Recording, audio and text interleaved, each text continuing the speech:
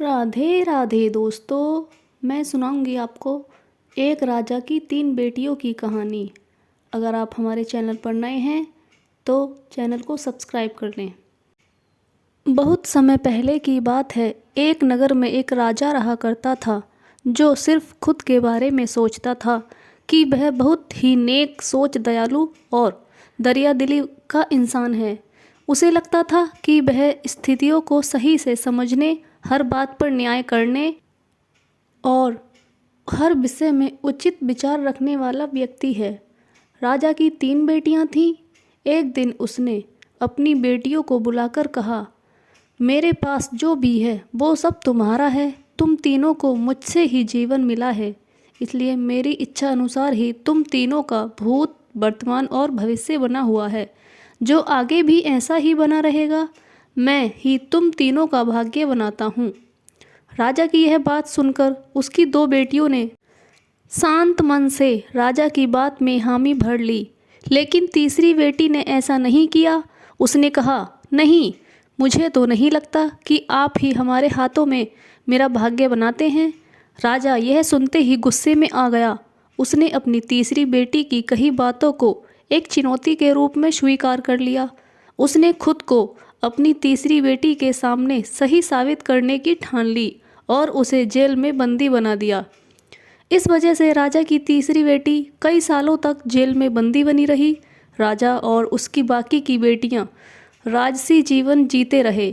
राजा मन ही मन सोचता है कि यह मेरा ही हुक्म है, जो मेरी जिद्दी बेटी जेल में कैद है। लोगों को भी यही लग रहा था कि राजा का ही हुक्म है जो उसकी बेटी को ऐसा भाग्य मिला है। उसकी प्रजा के लोग भी यही सोचते थे। उन्हें लगता था कि राजा की तीसरी बेटी ने जरूर कोई गलत काम किया होगा, तभी उसे जेल में बंद करके रखा गया है, वरना कोई भी पिता अपनी बेटी के साथ ऐसा क्यों करेगा। राजा कभी कभी जेल में कैद अपनी तीसरी बेटी से मिलने जाया करता था। उसकी बेटी बहुत कमज़ोर हो गई थी, लेकिन अभी भी उसके विचारों में कोई बदलाव नहीं आया था। मगर राजा अपनी कमज़ोर होती बेटी की हालत और नहीं देख पा रहा था। एक दिन उसने अपनी तीसरी बेटी से कहा, इस तरह से तुम्हारा जिद करना मुझे बहुत गुस्सा दिला रहा है।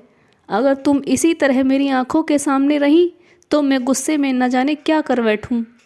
मैं तुम्हें मौत की सज़ा भी दे सकता हूं, लेकिन मैं एक अच्छे दिल का इंसान हूं, इसलिए मैंने सोचा कि तुम अब मेरे राज्य के पास के ही एक जंगल वाली ज़मीन पर जानवरों के साथ रहोगी। राजा ने आगे कहा, उस जंगल में सिर्फ उन्हीं लोगों को रखा जाता है जो मेरे आदेश का पालन नहीं करते। तुमने भी अपनी जिद की वजह से मेरी बात नहीं मानी, इसलिए तुम भी अब वहाँ मौजूद लोगों के साथ अपना पूरा जीवन काटोगी। इसके बाद उसकी तीसरी बेटी को उस जंगल की ज़मीन पर रहने के लिए भेज दिया गया। वहाँ पर वह फल और सब्जियाँ खाकर अपना जीवन बिता रही थी और एक गुफा में रहने लगी थी। उसके पास पीने के लिए झरने का पानी और ठंड से बचने के लिए सिर्फ सूरज की धूप का ही सहारा था। वहाँ की खुली हवा में रहते हुए और फल फूल खाते खाते वो जल्दी ही पूरी तरीके से ठीक हो गई। उसने वहाँ पर खेती करना भी शुरू कर दिया। गुफा को उसने अपने घर की तरह सजा लिया था और खुशी खुशी वहीं रहती थी। एक दिन वहाँ पर एक राहगीर भटकता हुआ आ पहुँचा। उसने देखते ही देखते राजा की तीसरी बेटी से उसको प्रेम हो गया और दोनों खुशी खुशी वहीं रहने लगे थे। उस जंगल में उन दोनों के अलावा और कई लोग रहते थे, जिनकी मदद से उन्होंने उस जंगल को एक शहर के रूप में बदल दिया था। कुछ ही सालों में राजा की तीसरी बेटी और वो राहगीर उस शहर के राजा रानी बन गए। अब उनके शहर की चर्चा दूर दूर तक होने लगी। जैसे ही इसकी जानकारी राजा को मिली, वह उस जंगल में सब कुछ देखने के लिए आ पहुंचा।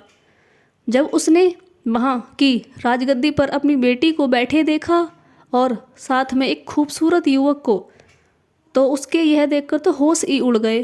राजा की बेटी ने अपने महल में अपने पिता का पूरे सम्मान के साथ स्वागत किया। उसने अपने पिता से कहा, उसके बुरे बर्ताव व फैसले के लिए वह कुछ भी नहीं कह सकती। राजा ने जैसे ही वहाँ बैठा तो उसे एक आवाज़ सुनाई देने लगी, जो वो कह रही थी कि हर इंसान स्वयं ही अपना भाग्य बनाता है, कोई अन्य इंसान किसी का भाग्य नहीं बना सकता। इसके बाद राजा को स्वयं ही अपनी गलती पर पछतावा होने लगा और उसने अपनी सभी बेटियों को अपने भाग्य से आज़ाद कर दिया। उसने अपनी तीनों बेटियों से कहा, भले ही तुम तीनों का भाग्य मेरे हाथों में है, लेकिन हर व्यक्ति खुद ही परिस्थितियों के अनुसार अपना भाग्य अच्छा या बुरा बना सकता है। तो दोस्तों, राजा की तीन बेटियों की कहानी आपको कैसी लगी, आप कमेंट में ज़रूर बताएं। वीडियो को पूरा देखने के लिए धन्यवाद। आगे ही ऐसी और अच्छी वीडियो को जानने के लिए आप हमें कमेंट में बताएं कि आपको और कैसी वीडियो चाहिए। Thank you.